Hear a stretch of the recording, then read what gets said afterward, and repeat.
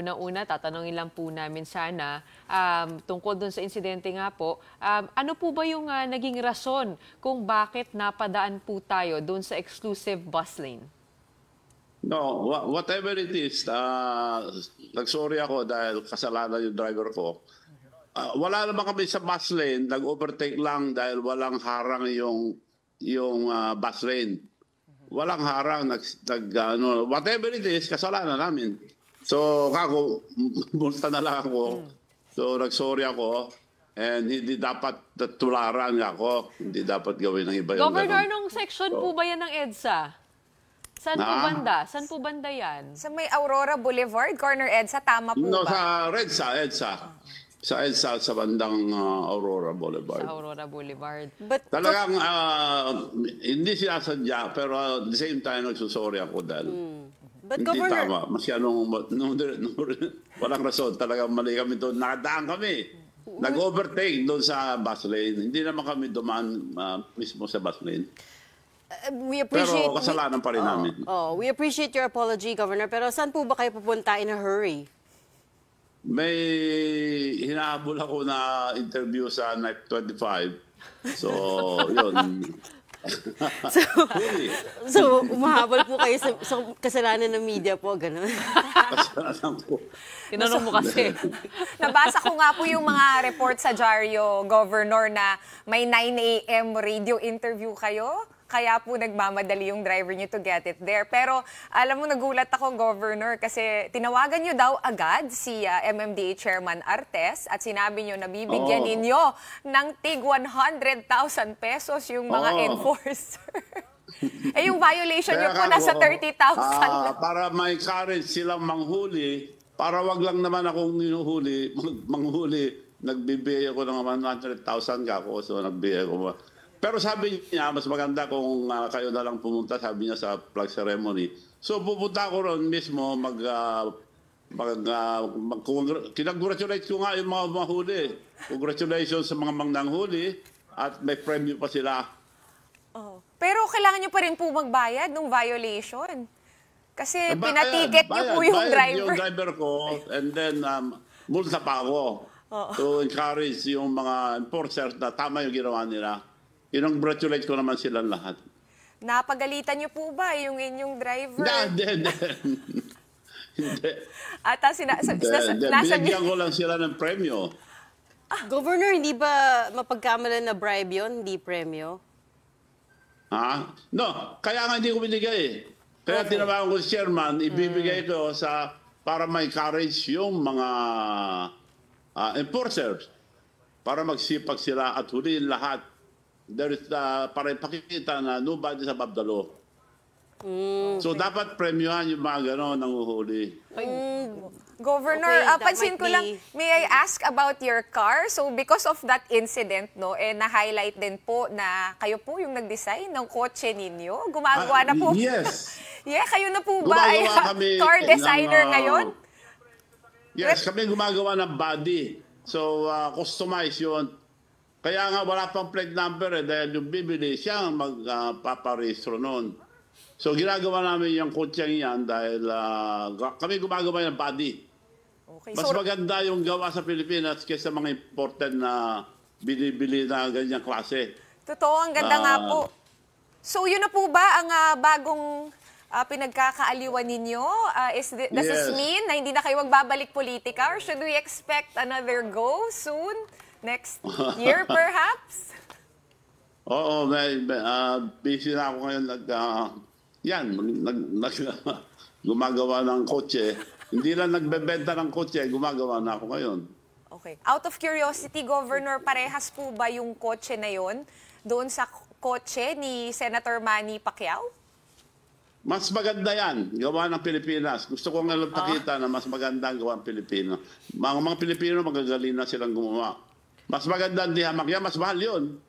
24 million yun. Yung galing sa Canada, 24 million. Yan, 10 million lang ko binenta. Okay, Governor, babalikan ko lang po yung nangyari itong araw na ito. Bali, first time niyo po ba dumaan doon sa busway? Oh, yes. No, first time nahuli pa. Ano po, Ano po kasi nagmamadali kayo, so yung driver niyo po, o kayo po nagmamadali talaga? Hindi, yung naghahanap driver ng ang paraan? nagkamali. Whatever it is, mali yung driver. Ano po nga takeaways po natin dito sa nangyari sa atin? Ha? Ano po ang takeaways po ninyo? Bang? Ano po yung mga lessons po na natutunan natin ngayong lesson. araw, kumbaga? Well, dapat sundin natin lahat ng batas. Kaya nagbigay ako ng premyo to show, to encourage them. And nobody's above the law. Maski sino dapat huliin. Pero maybe Pero minsan nakakakita rin ako ng ganyan sa busway. Ay, naku, dumadaan. napakarami. Sa totoo Ganyan. lang. At hindi sila nahuli. Parang hindi po kaya yung una nakita ko sa ganyan. Di ba hindi yan kasama dun sa mga exempted, ano? Oh, hindi. Yung ganyang klaseng vehicle. Kasi minsan iniisip ko, baka may dalang pera eh. Wow. Baka sasakyan ng armored bangko eh. vehicle, gano'n. Oo. Tatlo na kasi ang bumili ng ganyan. Customize yan. Kung anong gusto yung customer, yun ang ginagawa namin. Teka, So, so- maski anong itsura, nagagawa namin. Pero Mas magaling yung mga Pilipino kaysa mga gumagawa sa imported. and actually last year you tied up with Dongfeng Motors, no, Governor? Can you give us an update on that sa electric vehicle distribution business niyo? Yes. Ang late na kasi binigay yung prototype, yung mga DOTR and bus, ay mga transport group. So, kabibigyan lang sa akin, dinala ko na kagad sa Korea, matatapos na by May 15 yung prototype. Pagka okay na sa transport group and DOTR, mass production na kami. Dahil ginawa na yung computerized lahat ng paggawa, i-distribute ko naman sa mga manufacturers yon. Nakisama sa akin sa Korea ng 21 factories ng electric vehicles. Meron kasi bayan, probinsya ron, na lahat ginagawa electric vehicles. Okay, So, bali po, Gov. nakiusap ako na tulungan namin ang mga driver sa Pilipinas. Sumama lahat, 21 manufacturers. Walang down payment, no guarantee, hindi kami mamumursyento dahil kung mamursyento ako, hindi na tulong yun. Kaya tulong lang yung ginawa ko sa atin. So, linawin, Tulong sa mga taong bayan, tulong sa mga drivers, tulong din sa gobyerno. linawin lang Kaya natin, matagal Gov. matagal ng program ng gobyerno yan, modernization. correct. Wala naman pera ng drivers. So, kami na lang mag-provide lahat. Sige, so linawin lang natin, Governor, no, yung partnership niyo with Dongfeng para gumawa ng modernized Filipino jeepney, tama po ba? At yun lang, doon lang po ba magtatapos ang inyong partnership o may iba pa kayong plano to expand into hindi jeep, kumbaga pangkotse, normal EV? No, yun ang gusto ng mga transport group. Kinopya ko yung jeep. Kaya lang, mas mataas ng konti, pero aircon. 22-seater plus 6 ang nakatayo, bali 28 passenger. May idea na ba tayo kung Yung magkano? tricycle, mas marami yung tricycle. Magbibigay din ako the same, no down payment, no porsyento, no guarantee. Ako mag-provide lahat ng tricycle. Tapos na by 17 of this month. Darating na yung prototype. Kasi tinatesting lahat doon ng gear, brake, lahat ng parte, then ibabangga nila. Yun ang last test, yung crash test. So naibangga na nila, safe naman yung driver. Darating na rito by 17. Ganon din, mas marami yung tricycle kaysa electric jeep. So may tricycle, may e-jeep pa. Pero magkano kaya Yes. nga abutin itong e-jeep ninyo, Pati yung Governor? e-trike, magkano po? Pati yung e-trike, oh. Yung jeep, pinahanap ko yung pinakamura. Sabi ng transport group, ang pinakamura daw 2.6 million. Kako kung 2.6 million, pwede ko bigay ng mga 1.2 million. Dahil at cost lang ako. Hindi ako mamumursyento. Tulong lang talaga. Kasi kung magbabawas ako ng porsyento, hindi na tulong yun. Yun talagang tulong. Yung e-trike po, magkano po lalabas? Yung tricycle, baka 170 lang siguro abutin. Okay. And- Pag, Kailan, Dumating na yung pinakita Pero, ko ng picture, darating Governor, na 17. Governor, alam po natin, no, pagdating sa EV, isa pang tanong dyan, yung infrastruktura. Kasi parang may sinasabi sila na may anxiety, range anxiety, na kailangan may matcha-chargean kayo. Are you also building towards, working on building towards that? Meron po yung mga charging, Charging station for both vehicle and then the trike. Yung charging station, mag-provide ako sa mga parking area nila. So, solar ang ilalagay ko. Pwede nilang i-charge sa bahay nila, pwede rin sa solar parking. Saan Mas pong mura areas ito, sa- Governor? Anong areas po ito? Ah? Saang areas po ito? Ano, no? Anong areas po ito? Sa mga parking nila, kung saan sila nagpa-park, doon ko ilagay yung solar parking. and clarify ko lang yung timeline nyo, Governor, no? Sabi nyo, the prototype will arrive 17 of this month, correct? Yung tricycle, Okay, tapos sa e-jeepney, May 15, correct? May 15 naman matatapos yung prototype. Once Okay. na-approve nila, lahat ng kasamahan ko sa Korea, mass production na kami, may, ipapasa ko yung computerized, kukopyahin nila, madali na lang yun. Cut lang sila ng cut, tapos papadala dito. Dito namin i-assemble.